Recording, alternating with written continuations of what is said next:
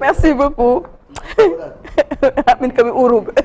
so problème il faut arrêter waɗa baɗaɗo ka urub uruɗo baba ñingan so urani mi danatako papa le message est bien passé donc voilà jaram Seydi Ba merci beaucoup Souleymane mi dañjide kam il nous surveille comme du lait sur le feu non j'ai jamais vu ça mon père il est incroyable moindre fait des gestes wi kam fotani wiide ɗum wiyata donc papa voilà le message est bien passé a jaram Seydi Ba yo Allah jurnu amiin yaa rabbi yàlla guddal fan wallahi dagal ko si kanamu njaboot ak mbooloo waajur yu nekk ci ñu teew fu mu nekk oui il faut profiter des parents yàlla bàyyi suñu kanam lu yàgg parce que ñu baax lañ c'est ça waajur yu baax moom sant ak cant la quoi et genre papa poule la quoi toujours il me surveille comme pas possible donc voilà papa on te salue alors ñu ñëw ci jàngat bi wax na leen Souleymane Niang moom également dafay dem ci président de la République mais petit invité petit non mais toi tu n'es pas petit an kan ne do mawɗo machallah ñuy waxtaanee ci financement endogène bu économie pari risqué ou gagnant question la boo samp prétexte bi mooy yaa ngi koy wax sànq. gannaaw bu ma nuyoo plateau bi yëpp ak régie bi ak suñu mbokk téléspectateurs yi moom mooy li ngeen wax sànq premier ministre bu mu demee démb. ci lancement officiel PAVI 2. bu DER ak AFD ak yeneen partenaires. ci discours am dafa réitérer li nga xam ne yàgg na di ko wax.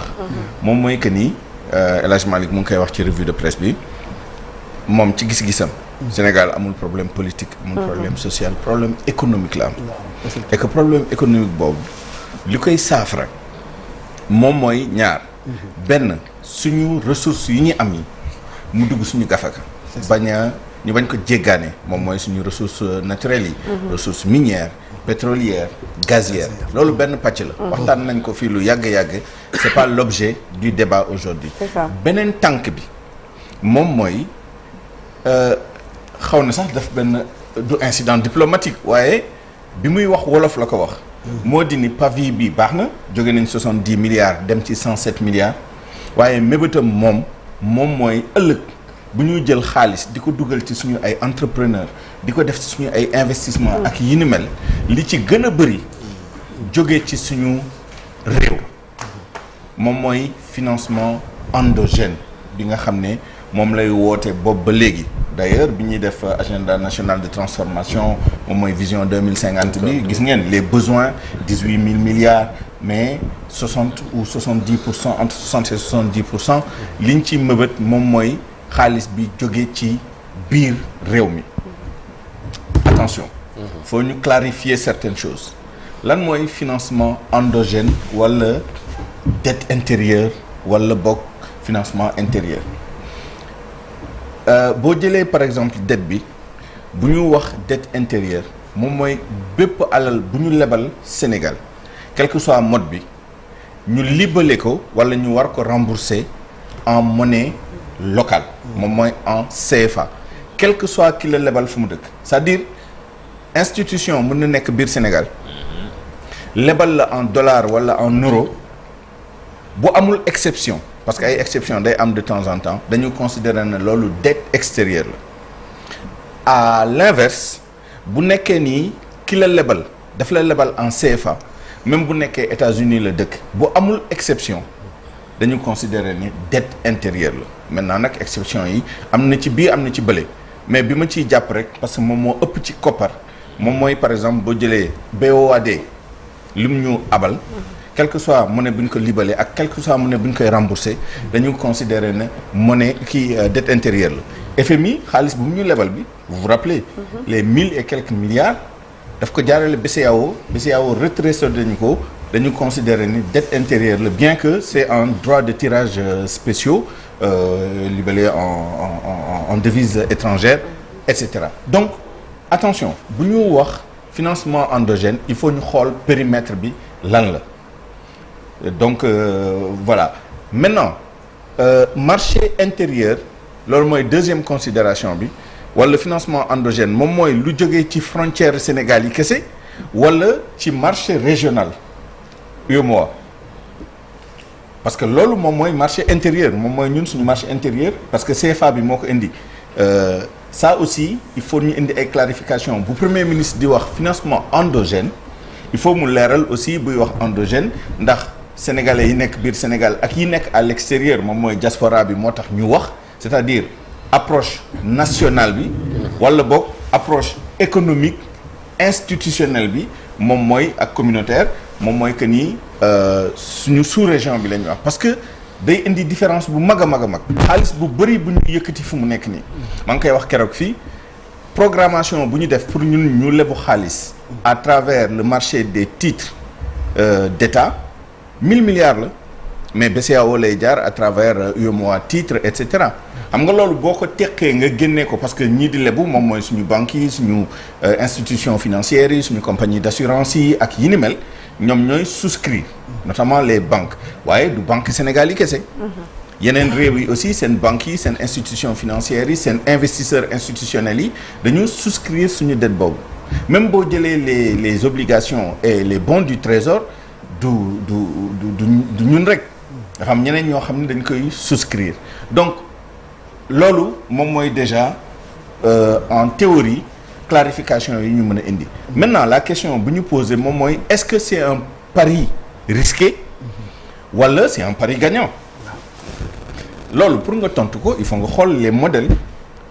la plupart des pays du monde dañu ut xaalis non seulement à l'intérieur waaye à l'extérieur ñu ëpp doole téeméer yoon dañu dem sur les marchés extérieurs les marchés financiers extérieurs di solliciter les investisseurs étrangers ñuy ñëw di souscrire pour ñu mën a ñëw di souscrire dañ leen di offrir des taux intéressants dañ leen di rassurer par rapport ak risques yi les risques de contrepartie mooy risque de règlement yi les risques de change les risques de variabilité des taux d'intérêt loolu mooy tax investisseur xool ne Sénégal mi kat dette bu muy jaay sur le marché international intéressé na ma parce que su ma ko lebalee 1000 dina ma rembourser 1010 wala 1020 wala 1030 ci diir bu yenu maanaa wala sax diir bi peu importe am na kon koo xam ne xaalis bu mu yore bi soxlawu ko fi ak 10 ans waaye boo ko proposé taux d'intérêt bu intéressant mu ànd ak nag risques yeneen yi dañ koo maîtriser moom mooy dina ma rembourser du faillite du koo xam ne day weddi boppam ne dama lay rembourser du ma la rembourser et cetera loolu dëkk yëpp a koy def am na benn modèle boo xam ne nit ñi dañ koy wax les économistes ak ñii di wax affaire yooyu mooy Japon ñaari caractéristique la am benn bi moom mooy benn ci dëkk bu dul dëkk bi nga xam ne moo ëpp dette rapportée à son PIB ci àdduna bi 266% xam nga ñun ñu ngi vers 100%. 99 virgule quelque ñëpp di yuuxu ñoom France ëpp nañu léegi ñu ngi ay 120%, États-Unis 100%, et cetera mais xam nga doole yemul. Mais Japon c'est 266%, 2,5 fois seen PIB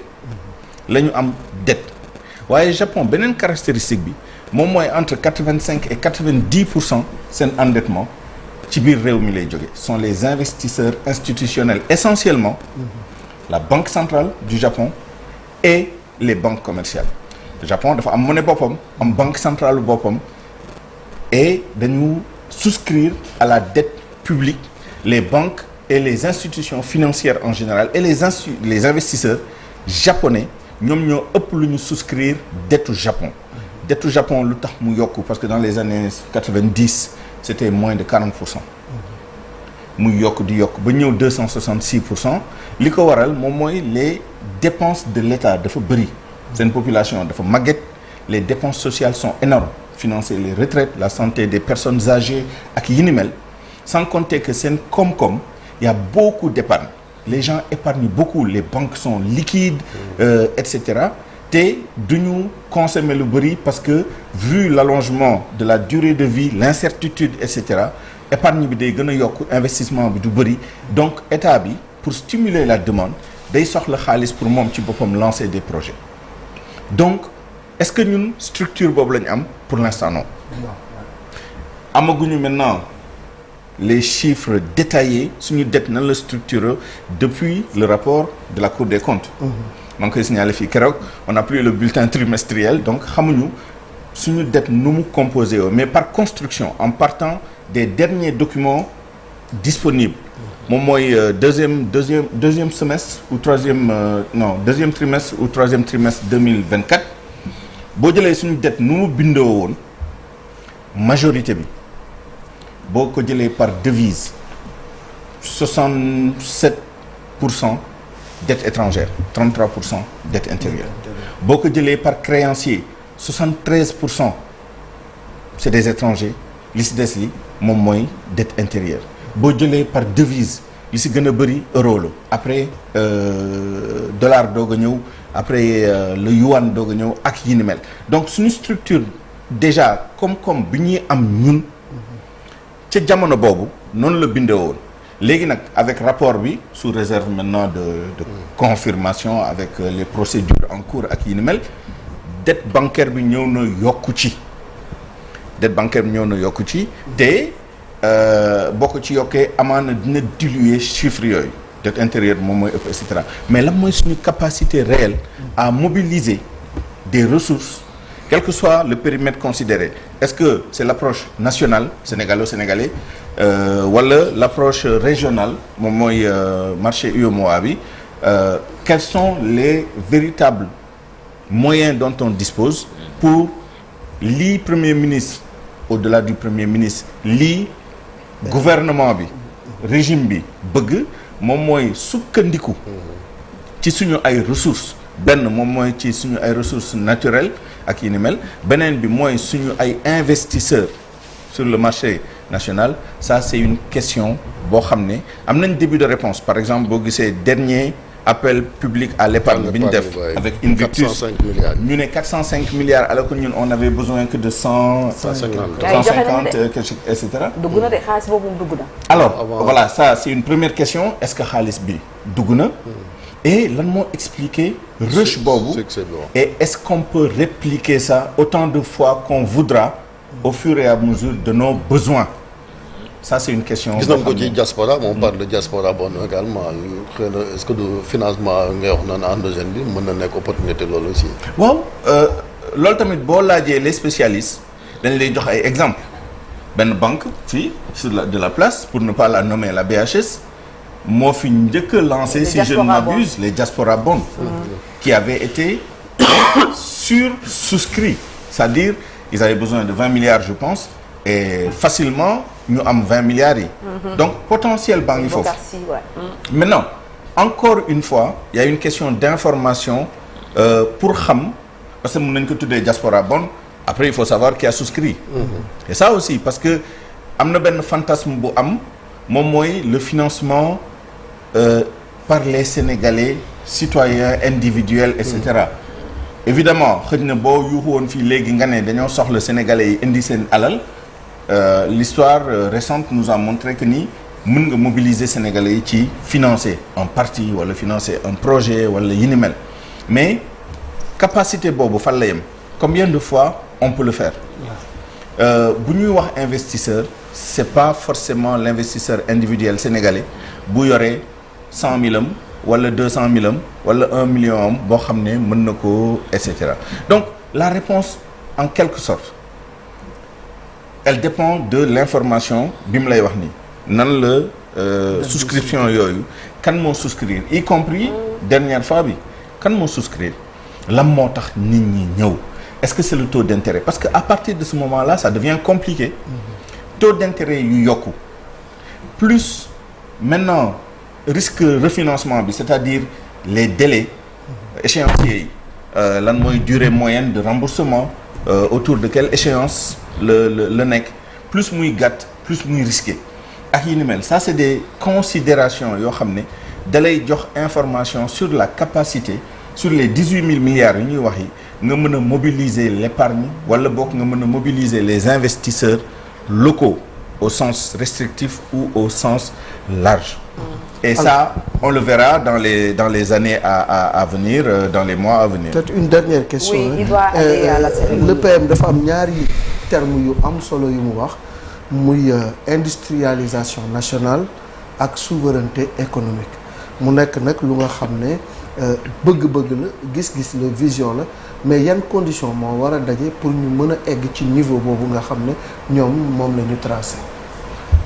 D'ailleurs ñaari dañoo lié. C'est-à-dire souveraineté économique moom mooy aussi nga am un tissu industriel boo xam ne moo lay permettre ngay produire parce que PIB tamit moom mooy richesse yi nga produire rek. Donc il faut un tissu industriel. Bon, la production c'est pas que l'industrie hein. Y a l'agriculture, y a le secteur tertiaire, transport, commerce, les banques ak yi ni mel, les télécommunications ak yi ni mel. Mais industrialisation dafa am rôle parce que mooy levier bi nga xam ne moo xaw a manqué tuuti. Parce que agriculture y a des marges à conquérir mais am na lu takk lu jot a am déjà nga jël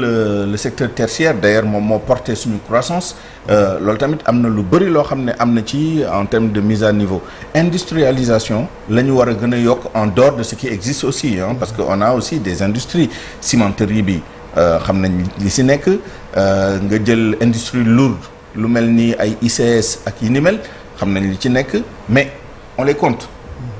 lan lañ mën a def foofu pour gën a renforcer suñu souveraineté économique parce que boo amee industrie buy produire sa jéggaan yi day wàññeeku. Il faut un secteur privé fort. Mais il faut non seulement un secteur privé fort mais je pense pas que ce soit ça le problème. Tey jii d'ailleurs la relation dialectique bi am entre désindustrialisation ak pas désindustrialisation faible industrialisation ak li ngay gis sur les marchés financiers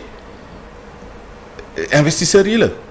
Investisseur bu gisee opportunité bu gën jël xaalisam immobiliser ko ci sur les dettes souveraines qui te rapportent 7,5% taux yaa ngi yokk di gën a yokku tey bu amoon benn projet industriel dans un environnement stabilisé boo xam ne wóor na ko ci mën na ci génnee 14-15% ci 14-15% bi la koy def mais bu nekkee ni jël sa xaalis dugal ko ci projet industriel taux de mortalité amoo garantie parce que tey les projets yu ñu financé yëpp day am ay garantie solide derrière société financière internationale muy banqaasu banque mondiale boo xam ne da ciy jàpp indi financement indi garantie banque mondiale ci boppam à travers le fonds de garantie bi ñu am foofu di garantir les trucs ak yeneen garantie yeneen banque multilatérale ay yi ni mel tey jii bu nekkoon nii les opportunités d'investissement dans une industrie nga xam ne conditions yi réunir non seulement les garanties mais aussi les facteurs de production ñu ngi koy wax fii tout le temps électricité le coût du travail la stabilisation de la législation du travail il y a tout un ensemble de conditions yi nga xam ne moom moo war a am pour que industrialisation mën a am bu industrialisation amee di nga gis mais loolu anticiper wuñ ko bu opportunité yi pour investir ci loolu mu rapporter le plus en moins de temps amee di nga gis ni les investisseurs vont mettre moins d'argent là-bas ci marché financier yi ci dette souveraine yi parce que aujourd'hui dette souveraine jusqu'à concurrence d'un certain niveau de risque moom mooy l'investissement le plus sûr pour les investisseurs actuellement tey jii investir sur un projet de grande industrie c'est tellement risqué que c'est plus sûr nga dem jënd sa ay obligations souveraines jënd sa ay bons du trésor bàyyi ko foofu état di la verser ay intérêts bu principal bi jotee mu fay la ko in fine wala mu fay la ko par amortissement peu importe le mode de remboursement donc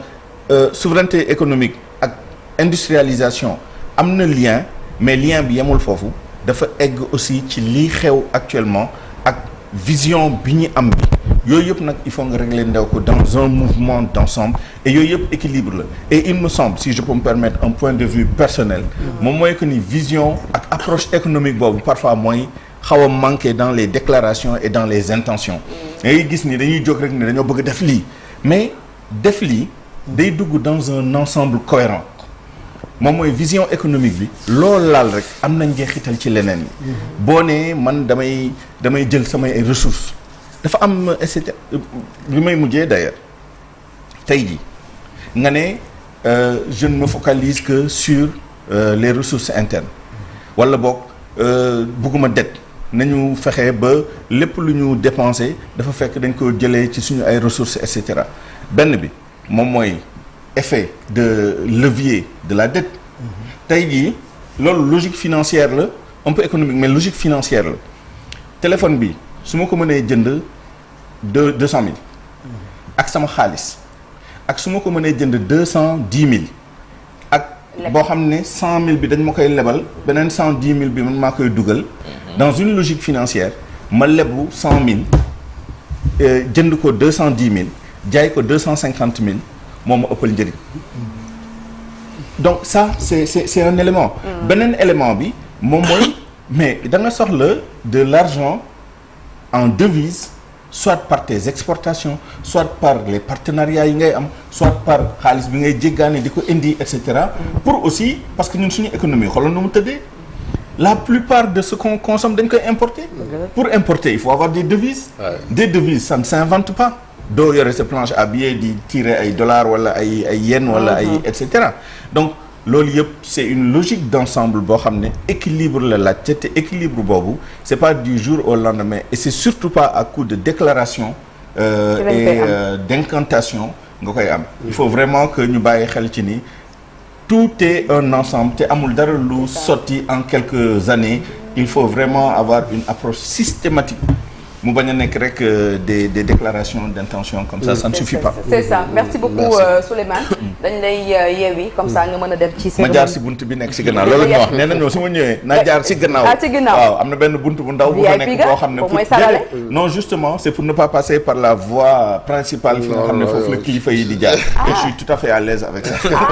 non yow moom loolu la ñoo wax nga jaar sa buntu sarale bi moom waxal ki la ko wax ma xuloog moom non moom ci fi président jaar lay jaar voilà merci beaucoup Souleymane ñu yeewi la nga dem ba vendredi prochain inchallah merci beaucoup Souleymane ñoo doon wax lu jëm ci financement endogène de l'économie ndax pari risqué la wala un pari gagnant Souleymane ñoo tontu na ko ñu ñëw léegi ci pàcc bu mujj bu Info Matin la une de l'Observateur et de Record buñ ca noppee daal di ñëw ak yéen ci météo bu ñu paree ñu daal di laal